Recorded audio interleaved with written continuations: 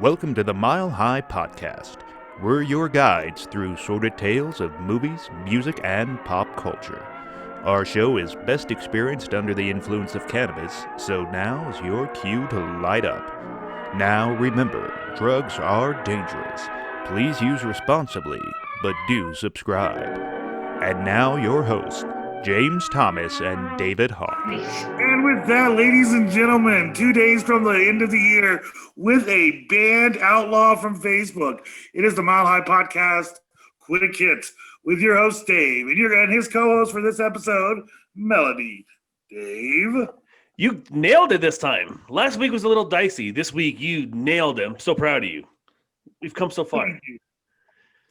Well, yeah, like James said, this is Quick Hits. It's the last Mile High Podcast, last Truckee Pacific show of the year. I am so thrilled to have Mel with me tonight. She is one of our main co-hosts of the Mile High Podcast. How are you doing? I'm doing great. Thank you. How are you doing today? I am good. I'm off for the next 3 days. I actually get New Year's Eve and New Year's Day off, which hasn't happened in probably a dozen years. So I'm going to enjoy that. How about you? How was your holidays? They were great. They were great. You know, we celebrate Hanukkah and Christmas. So basically from Thanksgiving until January 2nd, which is my birthday, it's literally the holiday season. I'm tired of potatoes and chocolate chip cookies, but it was wonderful. It was very nice. And I'm definitely looking forward to putting 2020 to an end. I want to be very honest. I am completely ignorant on Hanukkah. I know the general, 8 crazy nights and, the oil and all that. But I don't know how the hell they come up with the dates for Hanukkah. It's like sometimes it'll be at the end of December and sometimes it'll be during Thanksgiving. So since you are an active celebrator of the 8 crazy nights, why don't you tell me, how do they determine the dates of Hanukkah? I have no idea.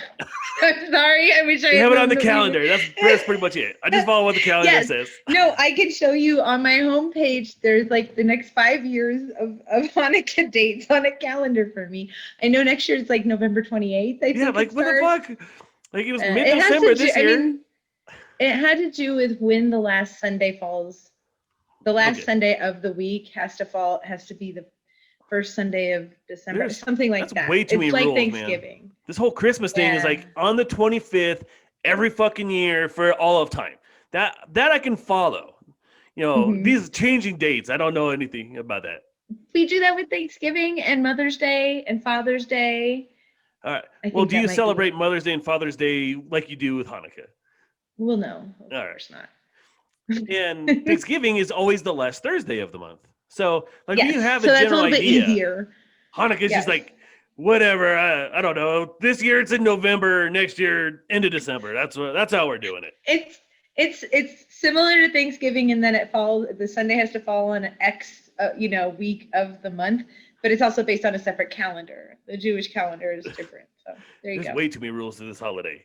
But you get shit for 8 straight days. So I think that's pretty cool. That's the good part about it. Yeah, but here's the thing with because they do both. I'm like, your 8 nights of Hanukkah, those gifts are they're almost stocking stuffer gifts for me anyway, because I'm not doing that for 8 nights in a row and then finishing it up with Christmas. You can't outdo yourself every night. So we build up. So you've seen the Goldbergs, obviously. You know how they're a Jewish family on this show, but they'd celebrate Christmas. I know we had plenty of Jewish friends growing up that kind of did that same thing, where it was they celebrated Christmas even though they were celebrating mostly Hanukkah. Did you ever do that growing up when you were we're going to celebrate Jewish Christmas? Or did you, I don't know. No, so here's the funny thing. I guess I should make this clear to our listeners too, because I don't want to misrepresent anything. I'm very, very, very not officially Jewish. So we took, my sister and my mother took DNA tests, and they called me and they're like, we're 12% Jewish. And it turns out there's some confusion with them and decimal points versus percentages. We are not 12% Jewish, but it would have explained a missing great grandfather in our lineage from Germany. And we thought maybe there was something there. And it happened to be at a time when we lived in New Jersey. So our kids were super interested because they had a lot of friends that were Jewish. We lived in a neighborhood. They didn't go to their after school care, it was the YMHA, the Young Men's Hebrew Association. They learned, they went to swimming at like the Jewish Community Center. So they were familiar with it. They got really excited when they thought they were part Jewish. So we have respectfully incorporated it into our family. We have friends who are Jewish locally that we speak with to make sure that we're doing it right. Our children have some interest in it and they're young adults. So I'm letting them explore it, and I mean, we obviously are a little bit Jewish, but it's like that typical white ancestry story where it turns out that you're like 0.12% something and you're like, oh my God, we're something. And so it's a little bit embarrassing. Yeah, that's but cool. it ended up That's really nice cool that you do that. They love it. And we enjoy those nights. Like, it's different from Christmas because the kids really did pick it in some ways. Like, they really do. They've learned all the right. They sing all the prayers. They've practiced with a cantor from a synagogue and learned all the right pronunciations. We light the candles in the right order and everything. And they really do sit with us the whole time the candles are burning. And they help me make challah bread, and they help us shred potato. It's really, really pleasant. So I enjoy it. Nice. I recommend it. Well, Yeah. I took one of those There you DNA go. tests too, So and why we celebrate Hanukkah. I am as much Italian as you are Jewish. So we're a very Italian family, and we have about as much percentage of Italian as you have as Jewish. So there's nothing wrong with that. There's no fault in that. One thing that my DNA test did reveal. Yeah, I mean, we've all been told that we're different things. Yeah. Mm-hmm. What's cool about we did. So what are you then? Well, I'm mostly Italian, and then a bunch of everything else. Like I'm a whole fucking smorgasbord. I'm mostly English, Irish. I have red hair, obviously. Mostly Italian. Okay. But my DNA came back, and not only did Ancestry place my DNA to the very region where my grandma's grandma came from, in the little boot of Italy, like the toe of the boot, really small town, like it fucking narrowed down to there. But the craziest story, like I know, I want you to tell James' story because I know James had some pretty interesting stuff from his DNA test. We're going way off topic, by the way. But when I brought my DNA, or when I got my DNA results back, I have a lot of family on Ancestry, but I shared more pairs of DNA with some lady I have never heard of or met. And so like I try to contact her, like, hey, we share like more pairs of DNA than even my first aunt and my first cousins. Like, we share more DNA than anybody. And she's like, that's very interesting. I'm like, well, do you know this person? This person never got back to me. And then I figured out, because this became kind of like a saucy story that was held secret in my family's history. Like, my grandpa, when he was going off to World War II, had a baby out of wedlock, and like nobody knew the secret until I got my DNA results back. And so it's like, there's this whole history here that we need to know about. And I emailed this lady. I'm like, there is a whole history here. Like, I know how we're related, and she never got back to me ever. If somebody told me like, I know how we're related, I'd be like, fucking tell me everything right now. But she's like, nothing, radio silence. And so, yeah, so I have this weird other family in San Francisco. People get really bent out of shape. Yeah, well.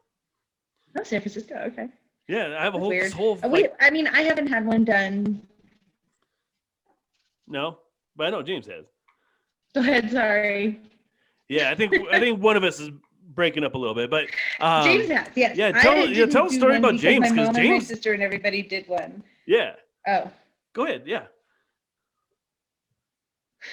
My mom bought everybody she could think of, these Ancestry or 23andMe. So that's what it was.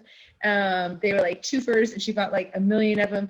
She thought they were so cool, and she just really, really, really was hoping for like a family secret to pop out. So she kept giving them to all of us as gifts. I don't know how I got missed, but everyone else got one at some point or another. And James takes his, and nothing comes of it. And then, like, for, I don't know, 8 months after he got his first result, he had a sibling that he shared like 25%, I think, with. Well, So, James reaches out to this guy, and long story short, it turns out it's his half brother, and that James's dad did not know that, he had a son. And this was not like anything nefarious, luckily there was no like bad timing, so a few months go by again, and James calls me, and he's like, I got another notice on 23andMe, and I said, what is this? And he says, it's another sibling. So it turns out he also has a half sister, and the half sister actually has a son who lives out here in Colorado, and like it's been interesting. We've all kind of met up here and there, and so it's like new family, and it's gone really well. That can be such a touchy subject, though. Like, you just never know how people are going to approach it. Some people really take it personal. I think it's cool. I think it'd be even cooler if it turned out my family had a secret like that in some ways, just because that's funny to me. But some people not so much. I think it's me that has a bad connection. Well, I can hear you just fine. You don't move. So it's like, but let's try to push through. We're going to get through this. We're going to get this together. So that was a very interesting story. That was way off of what we're talking about. But like I said, this is our last show, our last Truckee Pacific show. Not even our story or our year. Yeah, no. This has been a great year on some respects. Like, Truckee Pacific has really grown from just hanging out in your guys' bedroom, your spare bedroom, to 1,800 people watched our last episode of the show. I mean, last week our Quick Hits has over 300 views. So we've definitely taken this show to a different level. But the world has kind of burned around us. So finally, this fucking year is over. Give me some prognostications of 2021. What's the world going to be like next year? So my prediction is that, as we have already seen, the vaccination rollout is not going very well. So I am predicting that until the vaccine starts becoming readily available, we continue as we are, which is kind of this holding pattern where some of us believe masks are important and some of us go out and prove it's not. And it's just kind of, to me, I know people think it's really going to end something next year, and maybe it will, but I feel like it's already kind of been politicized and everybody's picked their side. So we'll see. Yeah. But it needs to be a collective effort, people. So we'll see. That's my prediction about the virus. But I do think people are going to get more creative about how to entertain. There aren't, like, the TV and movie and music industries are not going to miss out on revenue when there is an entire country full of bored people stuck in the house. They're just going to have to figure out new ways to share it. So I think we'll see some creativity there in the beginning of the year, and a little bit of hope, certainly, once that vaccine does start rolling out and becoming available. So I think overall, it's going to start out a little messy, but I think it's going to clean up well because we can do this. And we will. We will do this together. What about you? Yeah, I think January, end of January, we really turn a corner. We start taking shit serious again and put people adults in charge again. And I think the vaccine will start to take hold in probably the mid to latter part of the summer. And then by the end of the year, I think we will see the first signs of what the new normal is going to be like. I think with the vaccine, you're going to start seeing slow rolls. So, restaurants start to open back up. Some of the restrictions start to go away. And I think by next Christmas, a year from now, I think, masks won't be necessary, but a lot of people will still be wearing them. I know I'll probably still be wearing them, even though they're not required. Yeah. I think the distancing restrictions will go away. I think we'll start to see concerts and stuff start to come back slowly. It'll be like, it'll take somebody like a Bruce Springsteen to put on a massive show, or U2, or I'm not that well versed in pop music, but it'll take a big name to put up a big show. You're really showing your age here. I know, man. Although the kid BTS, when BTS throws the first concert, they're gonna they're gonna like set the tone for everybody else. Like if BTS can throw 20,000 person concert and everybody comes out relatively unscathed, then that'll be the sign. Like, okay, let's start packing these venues again. So I say within a year we'll start to see what our new normal is going to be, but we'll never go back to pre-COVID times. We'll never do that. No, it's a little sad. Hopefully we get as close to it as we can and still stay safe. For what it's worth, if anybody ever sees me and recognizes me, I prefer the distance 6 feet thing. I've always had a thing about personal space. So just, to me, I'm shocked when people are like 6 feet and I'm like, it's not really that far. Like, it still feels like you could back up more sometimes. Just saying. Yeah, So, I hear you. Yeah. As bad as 2020 was, like I said, there's some good things that happened in 2020. And there's going to be some bad things that happen in 2021 too. We're going to lose some pretty important people, but I think generally there's going to be some good positive stuff that comes out. I mean, well, you're saying the art that's coming out. People are finding out how to keep filming movies and shows, and books are, becoming popular again. And for an author like me, that's really important. And like, people are like starting to learn how to use different platforms like podcasting and audiobooks. Like, audiobooks have been around forever, but now they're starting to recreate those old timey serial episodes through like Spotify and through Audible. So you have like, Neil Gaiman. I think one of the best literary works of last year. Neil Gaiman re-recorded Sandman and turned it into a dramatic play on Audible, and he had like James McAvoy come in and do parts. I mean, and it was amazing. And so you can start to see more of that stuff come out. I mean, there's going to be a lot of great art that comes out. So that's one thing that I'm excited for, because there's a bunch of artists and creative thinkers that are cooped up and they have nothing else to do but go out into their writing room and hammer out a few pages or write a new song or come up with a screenplay, something like that. So, I'm excited for that. So that'll be a positive that comes out of 2021.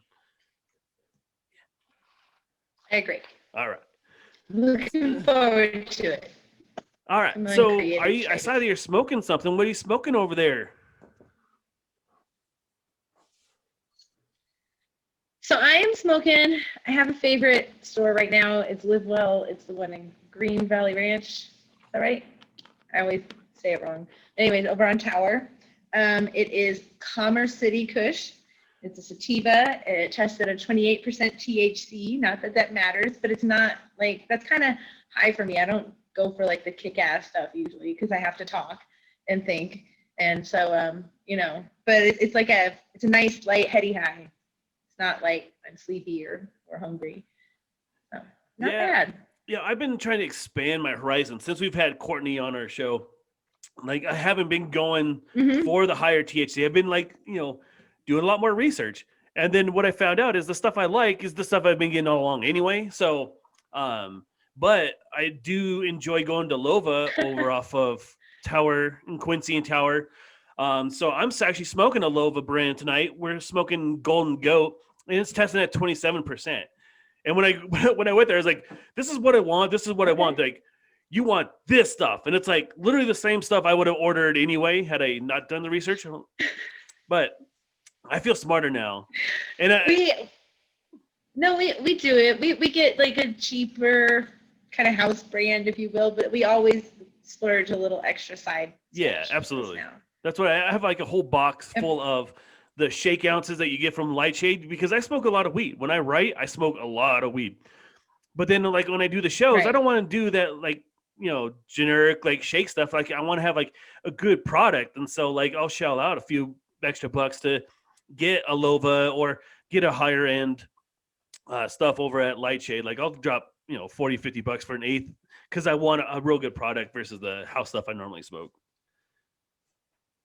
Man. Right. Yeah. Yep. Beer night versus scotch. Exactly. So Normally, this is where we would go into the what are we watching phase. But everything that I'm watching is actually on my list. And so I'm basically going to blow my list because we're doing the top 5 favorites tonight. So I want to skip the what are we watching because this whole episode is the shit that we've watched the whole year. It's a culmination of everything that we've watched. And one of the things that I found it very difficult coming up with my list was like remembering what happened at the beginning of the year because the first part of 2020 is so different than the latter part of 2020 that it's hard to put those two bookends together and make sense of it. So when I was going through this list, I was like, I can't believe this came out this year. I can't believe this came out. So tell me, how was it putting together your top 5 list? It was very weird. We were kind of talking about it before the show that I was like, well, in March, I spent about a month watching Golden Girls, which I know didn't come out in 2020. But if you asked me what I watched and truly enjoyed in 2020, Golden Girls would come up. And that's just the way it is. But obviously, they're not on my list. But yeah, I had the same problem. It was like I couldn't remember what movies came out this year, or if they came out 2 years ago and I just finally got around to watching it because I was home this year, and I did my best to keep it released this year. But I think there's some things that deserve some attention for the year too. But it won't be Golden Girls, I promise. Well, let's get into it. Let's go movies. Tell me your top 5 movies and tell me why you like them so much and why your number one is your number one. Okay. Okay. So I didn't do...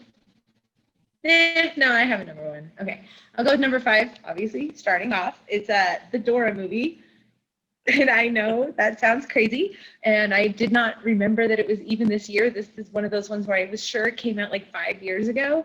But The Lost City of Gold, it's hilarious. For anybody who watched it with their kids, then you will appreciate it because Dora was a thing. It had its moment for some of us parents. And my kids didn't love it, but they got it and they understood why we loved it. So, it was definitely aimed for the people who had to watch the people watching that show.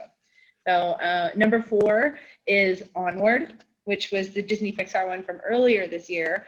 I couldn't put it higher up on the list just because 2 things. It didn't have a great soundtrack, and there are other ones that came out this year that did. And then the ending pissed me off. It pissed me off. I like that movie so much, but the ending just pissed me off. And I won't spoil it for people because I don't want to, but I was frustrated. So number 3 for me was Knives Out. I thought it was clever. It kept me kind of on my toes the whole time. I mean, have you seen it, Dave? Oh, yeah. I saw it in the theater. Is that one of those ones where, like, it came out in a completely different time? Completely different world. I totally forgot about that one. That was one where I had to, James double checked for me. He's like, Knives Out. I was like, no, I think we just saw that this year. But it had a great cast. It had, and it just kept me going. It was really frustrating the first time I saw it because for some reason we had rented it on a 24-hour rental and we realized we were running out of time. So we started it and we had 11 minutes left of the movie when the 24 hours ran out. So we had to rent it for a second day to watch the last 11 minutes. But other than that, I'm sure the ending would have been even more climactic had they not cut out halfway through everything finally being explained. Yeah, that was a great for me, number 2 is Soul. I know it. Yeah, it was just, it was funny and it kind of in some ways reminded me of the Royal Tenenbaums, which I've always loved. Like kind of dry, dysfunctional family stuff. So, for me, number 2 was Soul, which just came out this week. I loved it. Obviously, I mean, it wasn't even really that music-based, but it was really touching. It had all those aspects of Pixar where it's funny for the grown-ups and probably still pretty entertaining for the kids. And it almost made me cry, but I didn't cry. And I loved that because I was really sick of crying at Pixar movies. There were touching moments. It was still very, talks about humanity and all that, but it wasn't quite so there are movies that I love that I can't watch anymore. Inside Out, I won't watch it again because I'm just so sick of crying when that girl hugs her parents. When she gets this year was The King of Staten Island. with Pete Davidson. Just a great movie. Yeah. I don't think I have to explain too much why. It was funny and touching, and it was kind of, I think something everybody can relate to. We've all either been depressed or loved someone who has gone through some kind of depression, and it was just a satisfying film. I think it was very relatable, and you did not expect that from him. So I love a good surprise. Yeah. Man, you had some good ones. Like, I totally forgot Knives Out and King of Staten Island. I even did research and looked up all the movies. Like, oh yeah. Yeah, King of Staten Island is great. I had the same problem. And it goes to show you that even in a year where we're still locked down, there's a lot of great shit that was still coming out, and that's still on the books. They're still waiting to come out. Great list, very good list. Yep. All right. There's always going to be. Thank you. All right, my top 5. So this is a movie that I saw just a week ago. I love horror movies, and so it takes a lot for me to enjoy a good horror movie. But a movie called The Dark and the Wicked came out, a real good ghost story, kind of a demonish kind of ghost story, really suspenseful, some pretty good jump scares in there. So love that movie, Dark and the Wicked. Onward was my number 4. I enjoyed it for the same reasons, and I think I disliked it for the same reasons as well. So we're pretty much on board with Onward. My number 3, I'm cheating a little bit because I enjoy watching documentaries, and Netflix came out with a couple of documentaries, and they're on the shorter side. So I'm basically putting together these 2 shorter documentaries, putting together as one movie.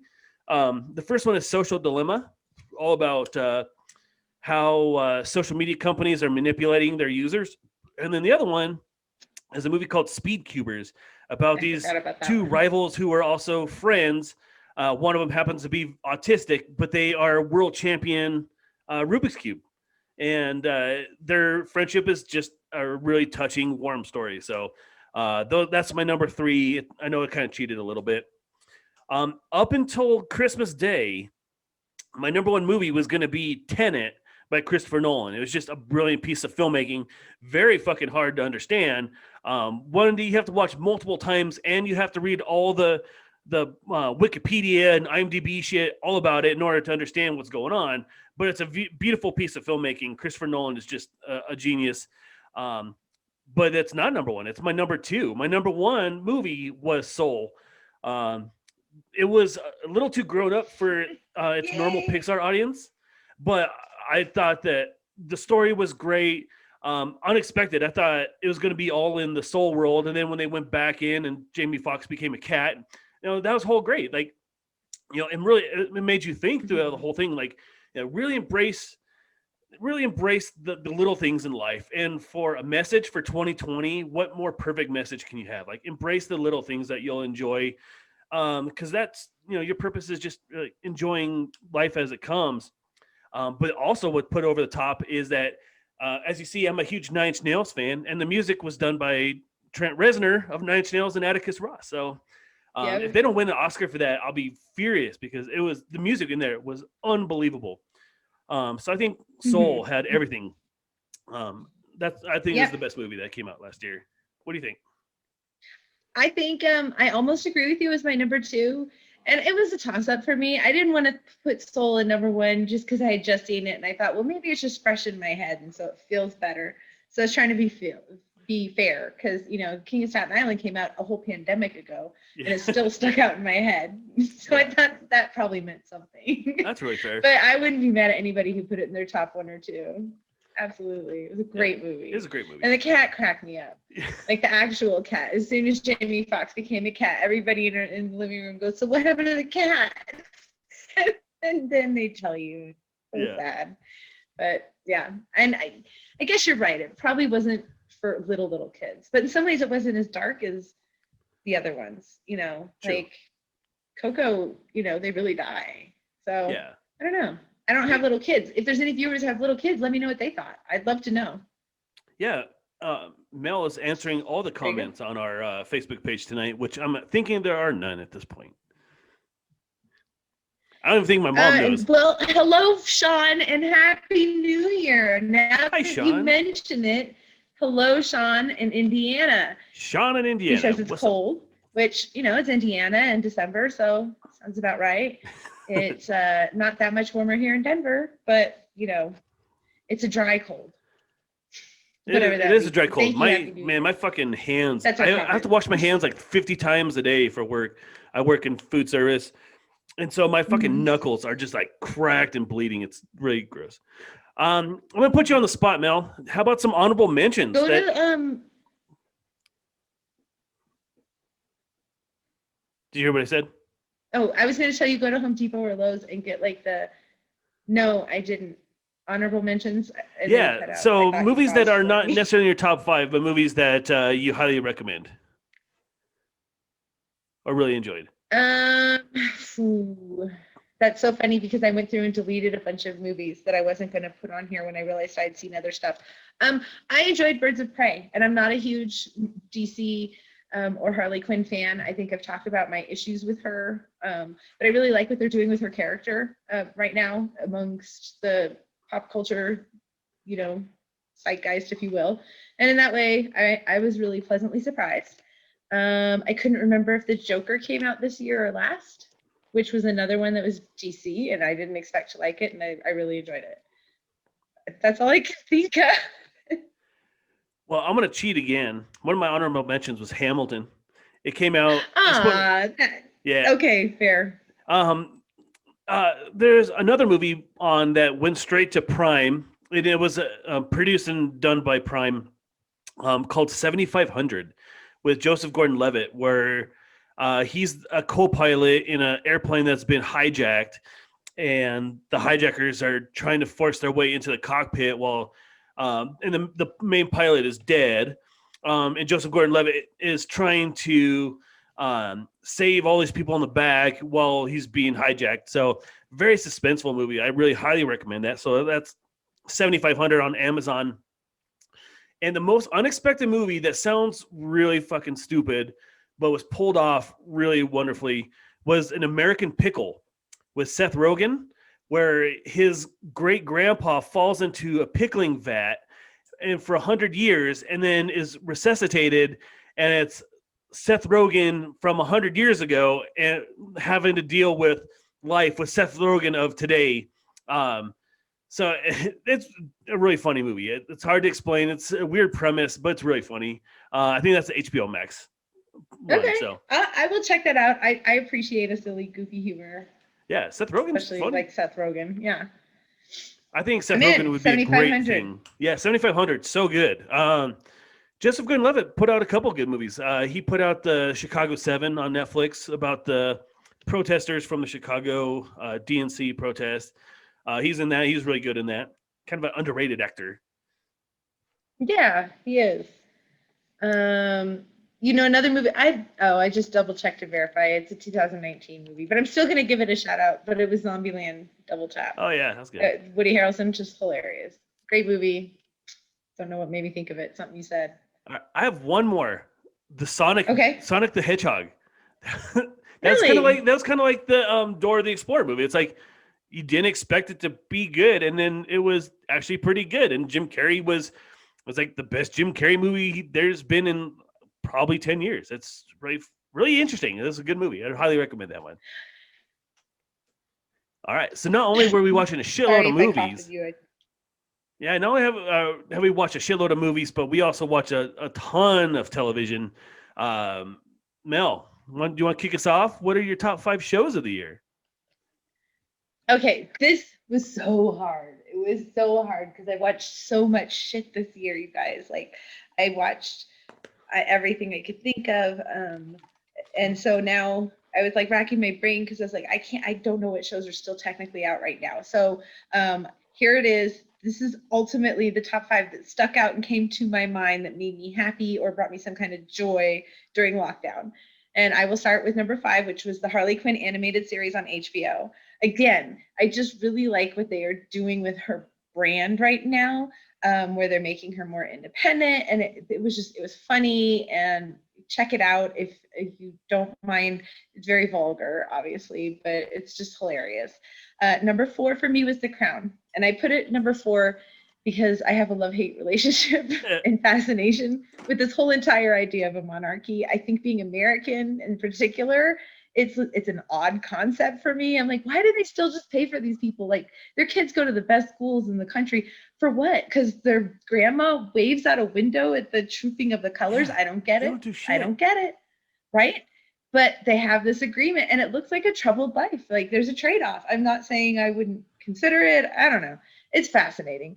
Don't take it as fact, although there are factual events that, tell you where you are in the time. There's no way we know what happened in their private conversations, obviously, but it's very fascinating. The Queen, love or hate the monarchy, was a very strong woman, and there was a lot, she's had a lot of history. So, and then from there, I have to go back to my comfort zone, which is comedy.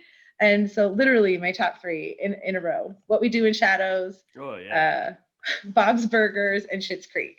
I thought Bob's Burgers was going to have a weak season this year, just because you could kind of see it coming, and they've been around for a while, and I was getting nervous. I thought season 8 is kind of my least favorite of their seasons, and I was afraid it was just going to start going downhill. But they've kept me happy this year. I've really enjoyed it. And Schitt's Creek, I know that's a cheat because I don't think it ended even this year, but nobody noticed it until this year. So I put it on my list as number 1.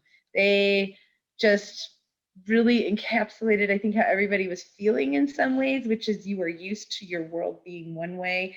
And then in the snap of a finger, the whole world or your whole world changes to this new environment, and you just have to learn how to adjust and keep on pushing. And I think that's why we all related to it 6 years after it was made. Yeah, I think that's so funny you said that, because I didn't really watch it. I crammed the whole season or the whole series this year. I think Schitt's Creek was one of those shows that was like had a cult following, and then all of a sudden quarantine is like, and everybody's like, oh, I've heard of the Schitt's Creek show, maybe I'll give it a chance. And they're like, holy shit, I love this fucking show. Now it's like a cultural phenomenon. But yeah, Schitt's Creek, and they stuck the landing, which was so hard. It's so hard for shows to do. Like, look at Game of Thrones. It's hard to do, but I definitely think that they stuck the landing. Especially and once you get that following, you're gonna piss somebody off. Oh yeah, so. for sure. Just like you, I had a really tough time figuring out what the top shows were. So I actually have quite a long honorable mentions list, so we'll come to that. But my number 5 show was a show by Greg Daniels from The Office. It's called Upload on Amazon. Yeah, that was good. A guy dies and his consciousness is uploaded into this like virtual reality, and he's trying to solve his murder at the same time. He's like trying to figure out like what it really means to be human, and it was a really great show. And Greg Daniels is brilliant. He wrote a great show. This is one of those shows that I'm like, I couldn't believe that this was in 2020, but it was the final season of The Good Place. The Good Place was such a brilliant fucking show. Ted Danson's so great. Ted Danson has a new show coming out. It's like Mr. Mayor, where he's a bumbling mayor, but it's good to see him back in a sitcom. But Good Place was fantastic, and the last season was great. Schitt's Creek was one of my number 1s up until recently, and then now it's my number 3 show. But they ended strong. I watched the whole series. I convinced my whole family to watch it, and they fucking love it. So Schitt's Creek has been great. Number 2 is Mandalorian. I mean, Mandalorian killed it this year. I mean, last year they introduced Baby Yoda. Baby Yoda took over the world, and then they said, "No, are we gonna give take Baby Yoda, but we're gonna give you Ahsoka. We're gonna give you the Darksaber." Have you seen the end? Like, can I spoil the end? Go ahead. All right. They fucking bring back Luke Skywalker and R2-D2. I mean, that I already knew. All right. Well, yeah, they fucking. I mean, they took last season. They just add on top of it. So Mandalorian was fantastic. But the number 1 show, I shit you not, and you've got to get Apple Plus for the show or Apple TV. Ted Lasso. What a fucking great show. We're on the second time. Like, I don't watch shows like over and over. Maybe The Office, I do. But Ted Lasso, we're already through the second time we've watched it. And I mean, it's one of those ones where you can like put on when you're going to bed, or like man, it was kind of a long day. Let me put on a funny show, and you can just put that on. I mean, Ted Lasso is such a ray of sunshine in this dark fucking year. I cannot recommend it highly enough. It is worth just, sign up for the free trial. There's only like 8 episodes. So sign up for the free trial on Apple, binge the shit out of it, and then, sign up again under a different email address in a year when the next season comes through. But Ted Lasso, best show of the year. I tell you, it's great. Okay, Ted Lasso. Ted you Lasso. Heard it here first, folks. Give me some of your honorable mentions. As far as television shows, yes. I had to cut it out just because I prefer comedy, but The Queen's Gambit was up there. That was a show that I appreciate that it was only 1 season. It knew what it had, and it also stuck the landing, which is hard to do. And then I don't know. It's probably because I'm a psychology major, and so I have gone through a phase now where I'm making James watch these crazy serial killer documentaries with me, like all the serial killer documentaries, or at least murder case type stuff. Right now we're watching Evil Genius, which I'm not that far into yet, so I don't want to comment. But we just finished The Staircase, which is a series on, I believe, Netflix about this author whose wife is found at the bottom of the stairs, and he's accused of murder, and it seems very cut and dry. And then like so much shit goes on that by the end you need to take a shower because the system is dirty. It's just terrible. So I've been going through a kick of those. So I will honorable mention all the documentaries about serial killers on Netflix right now. Like they've been very entertaining. We saw the one about the East Area. Oh yeah, but we I'll Be Gone in the Dark. Yes. Yeah, that was great. That one was great. And I think that's what that really got me started on like, oh, I do like these. And there are parts of it that, because I don't know why for a while I avoided them. They make you feel scared sometimes, or at least for me anyways. But yeah, that's my other honorable mention is go ahead and sit on the couch and just watch them and figure out who did it. You never know. Yeah. Do you listen to podcasts? There are some great serial killer podcasts, like Last Podcast on the Left, My Favorite Murder, Serial Killers. There's some really great like true crime podcasts I highly recommend. I have checked out Last Podcast on the Left because you've mentioned them a couple of times. And I do like podcasts, but now that my job has changed, I used to work at a job where it made sense for me to listen to podcasts while I worked, and now I can't. So I'm not finding the same kind of time to listen to them, and the only other time I would ever listen to them would be in the car, which I am in significantly less now that I'm not driving an hour to work every day. So, but like I have a bunch that I keep kind of adding, and I'm like, well, someday. Someday. Of course, by then we'll have new science. I have a list of like 35 podcasts. I'm like, someday I'll get to it. And now, like, all the podcasts are on hiatus for like a couple weeks. So now I'm going back through the list. There's some good stuff out there. One of my honorable mentions was this show called The Outsider, based off of a Stephen King book about like a shape-shifting monster that preys on little kids. That was a really great show. And typical Stephen King fashion, it was an 8-part series. 7 parts of the show were unbelievable, and then the ending was pretty terrible. So that's why it's not in my top 5. It would have been if it had a better ending, but Stephen King doesn't do endings well, and this show didn't do an ending very well. And then another show that just got canceled, which pissed me off, is a show on Amazon called Utopia with John Cusack and Rainn Wilson, about a conspiracy theory around a virus that has started to spread across the United States. And there's a conspiracy tied to this comic book, and there's a group of nerds that have unlocked this conspiracy theory, and they start getting hunted by this evil corporation. I mean, it has some funny parts. John Cusack plays a really good bad guy, but it got canceled for some reason. So unfortunately that, and then High Fidelity was my last one. High Fidelity on Amazon or Hulu. That one was good. And I'm bummed. I didn't know that Utopia was canceled because I am a couple episodes in. I'm more than a couple episodes in. I got about halfway through. So that's disappointing because I was liking it. I was enjoying it. It's a really good show. I thoroughly enjoyed it. Too bad they canceled it. All right, now we have really weird. Yeah, it's weird, and it's very timely. It's such a timely show. It's Maybe good time. that's what they were afraid of. That's fair. That's a good, fair point. So this is the part of our show that I have dubbed Best of the Rest, where we're not talking about movies or shows. We're just talking about some of the favorite things that we've enjoyed over the course of the year. So books, podcasts, music, songs, albums, um, anything like that. So Mel, give me your best of the rest. Tell me something that I should listen to, I should watch, I should, check out. Okay. So actually, I slacked on listening to new music this year until this show came up. And then I started listening to new music from this year. Like we were all stuck in the house and feeling kind of sentimental. And I don't know, I just got stuck on a music loop almost. So what I've done, is I kind of went through a couple different styles of music and checked out like the biggest, most downloaded songs on each of these albums, kind of a thing by genre. So for R&B this year, I found recently, and I hope I say her name right, Jenny Aiko, Jheneaiko. She's got an album out called Chilumbo, and it is kind of an R&B, just very easy listening. If you're into like Maxwell, not quite like Erykah Badu, but almost that kind of vibe. It's very, very catchy and just relaxed, like bubble bath music almost. So that's my R&B selection for the year.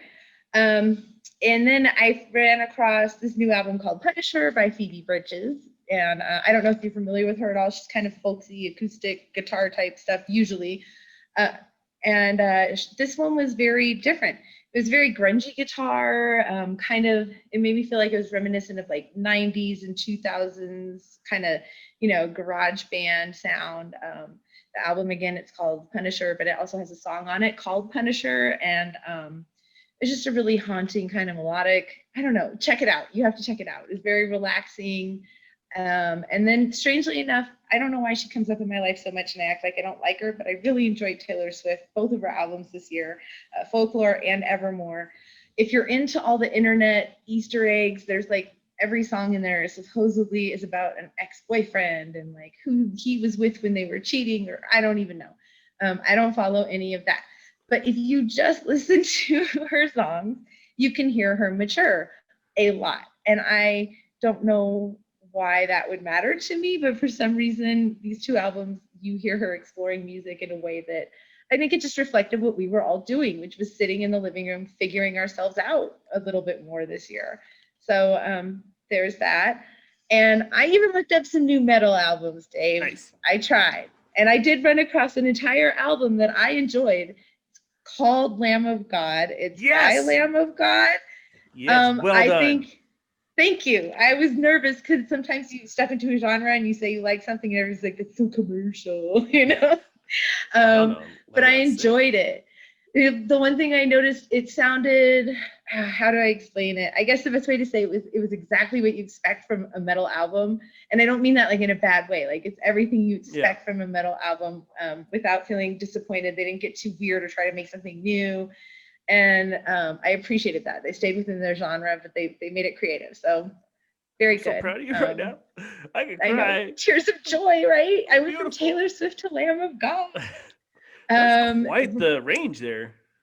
Thank you. I try. I did a lot of, another one that I bumped into is Fiona Apple. She has an album out called, sorry if my finger got in your way, I'm scrolling through my lists. She has an album out called Fetch the Bolt Cutters, and it came out this year, I think in June. I started out just listening to the main title song, Fetch the Bolt Cutters. And then, like I said, what I was doing is I was going through these and trying to figure out like the most and least downloaded songs of the album. Because sometimes the least downloaded ones, I never understand why they aren't more appreciated. So I was like, try to remove anomalies, basically. So I'm going through her album, and I ended up accidentally listening to her album 3 times in a row today, like just on repeat. It was that good. It's very R&B, but also indie and artsy. It's Fiona Apple, she howls and stuff when she's singing a little bit. But it's just, she's a solid performing artist type person. You can really count on that. So again, that was Fetch the Bolt Cutters. I listened to it 3 times today.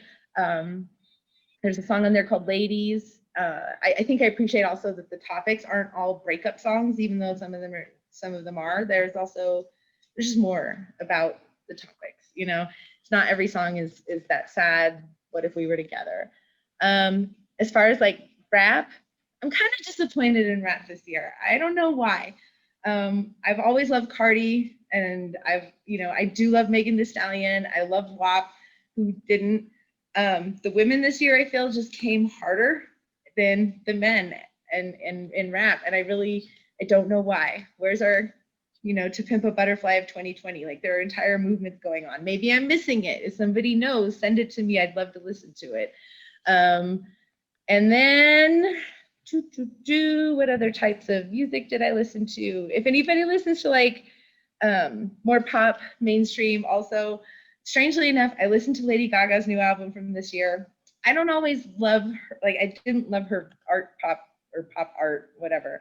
It was a little bit too out there for me. But this last one where I think it's Stupid Love, that's what it is. That album is very much, it's her old original style. Like, she's back to the pop and the fun and the heavy, like bass beats. It's just very dance music. Don't think too hard about it. And for a pop singer, she's always, to me, had quite the chops. So I enjoy listening to her.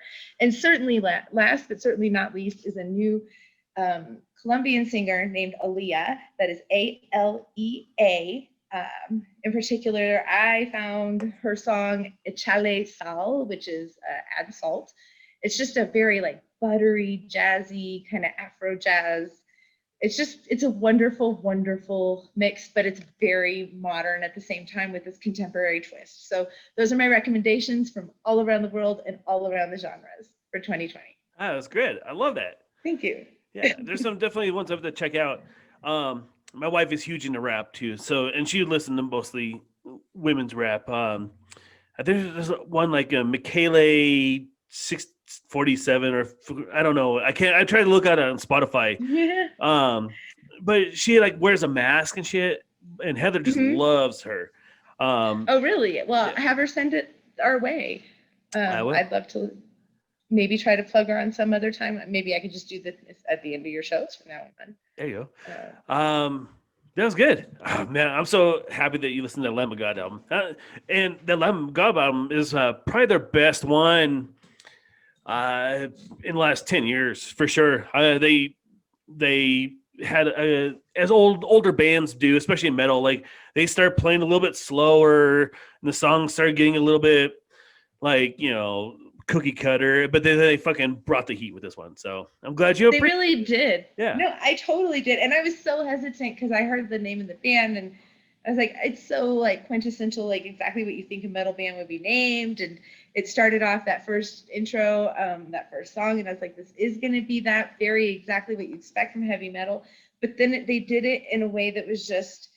It's updated, but it's still heavy metal. It's like country tried to do this a few decades ago in the 90s, where they tried to like contemporize country, and I appreciate it to a point. But at one point, like Shania Twain became pop. I'm sorry, the Chicks or the Dixie Chicks became pop because there was just only a little bit of the country aspect left, and this was more true to metal styling, and I appreciated that. And because of copyright laws, we get 10 seconds to play. And so this is the title track, Memento Mori from Lamb of God. We'll get to the good part. Use it wisely.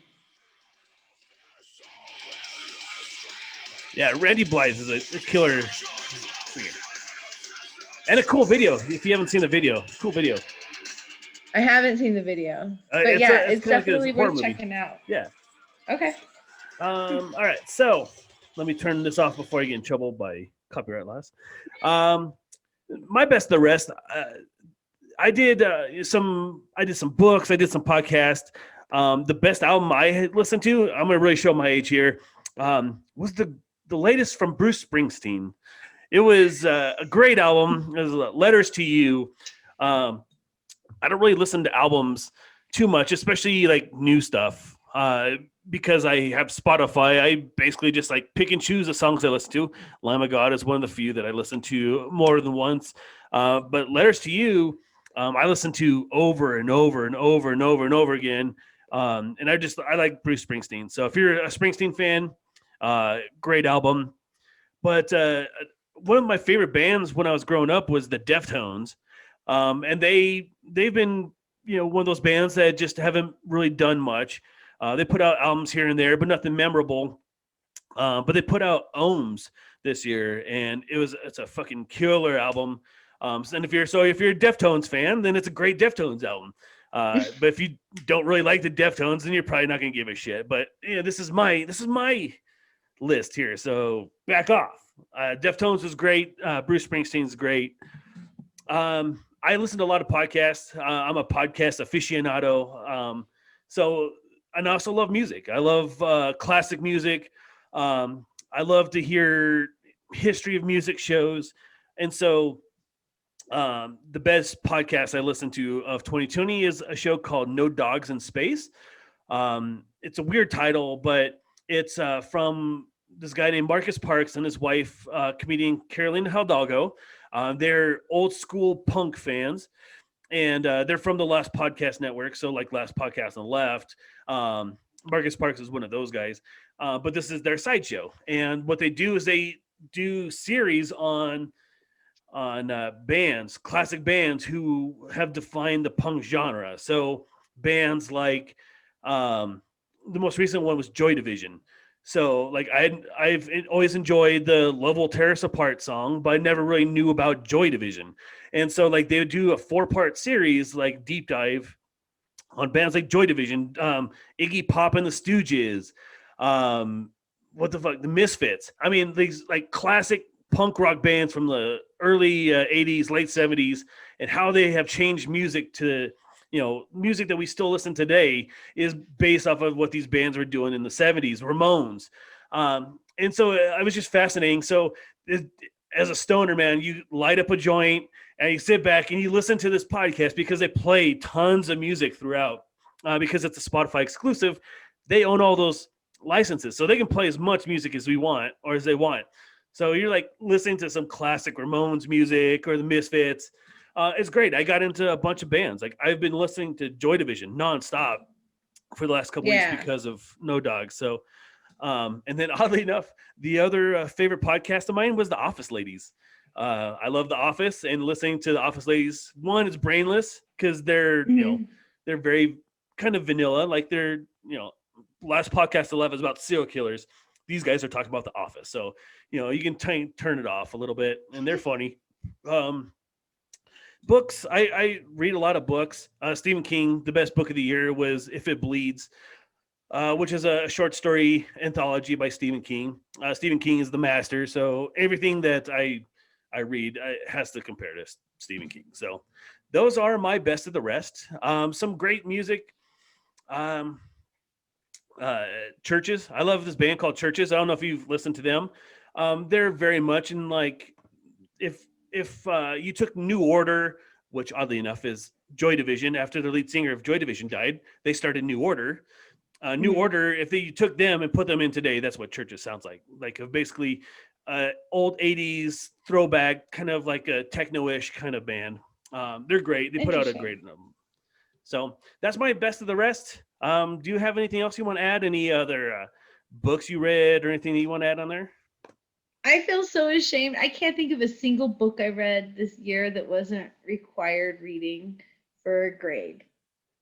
I think I finished. Why don't you grade those textbooks for us? Why don't you tell us how amazing those are? They're fucking awesome. They're just great. It's a lot of long German names because it's psychology, and they read like electronic manual instructions basically on how the brain works. So it's fun. Yeah, that sounds exciting. I love, but the textbooks are like the biggest fucking fraud in the world. It's like $200 for this textbook. Oh, here, let me sell it back to you for $20. And then they're like, you have to buy this new edition. But if you just bought the edition that's like 4 editions down, it's literally the same book except for like a couple more credits. It's like, oh, and it's going to be, $250 more expensive. It's dumb. Yeah, no. Hey, you were talking about British punk a minute ago. My youngest son actually this year discovered an older punk band, Crass. Are you familiar with them at all? No. Okay. You should check them out. They're kind of interesting. 1970s kind of punk. You'll appreciate it. Check it out. Let me know what you think. Yeah. I love like Nine Inch Nails. Okay. Like Nine Inch Nails is my band of all time. And I have already talked about my love of Trent Reznor earlier tonight. Yep. All of this shit starts from Joy Division. It starts from Iggy Pop and the Stooges. It starts from the Ramones. Like all this shit that we're listening to today. Nirvana covered the Damn songs. Trent Reznor covered a Joy Division song on the Crow soundtrack. I mean, like all these bands that we love that help shape our childhood and like going into high school was based off of the stuff that happened in the late 70s in these bands. So it's very fascinating for me, who is like a music historian, just like listening to these stories. And so I highly, highly recommend No Dogs in Space. I think I even shared one with you, told you to check it out, because I know you want to do like a music show eventually. And, it's a great show to listen to, especially if you're stoned, because just like listening to that old school 1970s rock music, man, and you're high, it's great. You can't beat it. So nice. All right. Well, that's pretty much it. What a great year, Mel. We started in your basement. We're finishing on Zoom, like, 30 miles away. A lot of shit's happened. Like, had a presidential election, virus, people dying left and right. Like we have a whole new world from the time that we started at the beginning of the year to where we are now. We've come so far, but it's been great to share this year with you guys. I think I can't speak for you, of course, but this has helped me. This show has like really helped me get through a lot of this shit that's been going on, like being able to vent every Friday night, or just hanging out with my friends for a couple hours. Like one things I love to do is like what we'll do tonight is like we'll stop the show and then all the friends will jump on and we'll fucking hang out and just shoot the shit. Like if it wasn't for this, this year would definitely be considerably more difficult. So, I really appreciate you coming on. I love having you on the show. Like, if you first, you filled in for Chris because he went off and did his thing, but you're such an integral part of this whole Truckee Pacific and Mile High podcast. So I just love having you on, and I love the voice that you bring to us. It's very much a sausage party at Truckee Pacific. So we need some more estrogen in here. You and Courtney, and now my cousin Christy, like joining us. Mary Beth. Yeah, I think absolutely we need more regular female represent. I mean, not like you guys don't try. I don't mean it like that at all. Truckee Pacific has been wonderful about trying to be all inclusive. It's a little bit tougher, but thank you. I appreciate it. I didn't know anybody gave a shit what I had to say. So that's gotten me through this year. I'm like, somebody cares what I have to say about something. Yeah, that's pretty neat. And I love like talking music with you. So like anytime we have a music show, like I'm excited because I know you always have a lot to bring to those episodes, but you have a different point of view than James and I or Santori. It's fun to have you on and have you be such an integral part of Truckee Pacific and Mile High podcast. So thank you so much for everything you've done this year. Thanks for having me. Yeah, I think we've done some good things this year. This is where James will like smoothly go into all the plugs, but I'm kind of clunky at this shit. So let's close this out for 2020. All right. We have a shitload of shows, man. James is working on Santori project. We have the quick hits that we're doing now. We have the regular Mile High podcast. I promise you that my wife and I are going to do our bad movie reviews. We're still trying to figure out how to do that because we're trying to make it a live riff show where we're taking shitty movies and riffing on them. But we have to figure out the technology on that first. But we have a lot of shows and we're trying to get more. So if you guys go to www.truckeepacific.com, check out all the shows that we're putting together. Or you can email me at themilehighpodcast@gmail.com. If you guys have any ideas on like, hey, you should do a show about this, or hey, your show really sucked, I want my money back, send it all to the milehighpodcast@gmail.com. We're always looking for friends of friends to start their own shows. So if you have a show idea that you want to do, like, we'll be happy to host your show on our podcast network. Just contact us and let me know. But ultimately, we're doing this. I like to say we're doing this from the generous part of our hearts, and we're doing this for free, and we're doing this for fun. But ultimately, we're trying to make money off of you. So I'll be blunt. I want your money. I want your hard-earned money. I want some of that sweet $600 stimulus check that's coming to you. So if you can kindly donate to @TruckyPacific303, that's our Venmo page. You can send us $1. You can send us $1,000. Anything over $50, you can sponsor the show and tell us what we need to talk about, and you can guest on our show. But we just really want your money, like a lot. I have a day job that as much as I enjoy my day job, I really want to do this podcasting thing and smoking weed and writing books. That's what I want to do for the rest of my life. So if you guys can kindly donate to @TruckyPacific303 at our Venmo, so I can officially retire from working retail. And that's pretty much it. Season 3 kicks off on January 29th. James is premiering the Santori Project trailer that night. I'm still trying to get with the Weed Church to try to set something up with them so we can do a live show from them. But they don't answer the emails for shit. So that's it. That's all I have. Anything else you want to add, Melody? Just Happy New Year, everyone. Happy New Year. Enjoy it. Like I said, it's not going to get better on Friday magically, but it is the beginning of a year that is going to end better than this one ever would have. So yes, very good. So, as Santori likes to say, be good to each other. Happy New Year. Yes. Be safe. Wear your fucking mask and wash your hands. Good night. This has been a Truckee Pacific production. For sponsorship inquiries and comments, go to the Mile High Podcast @gmail.com.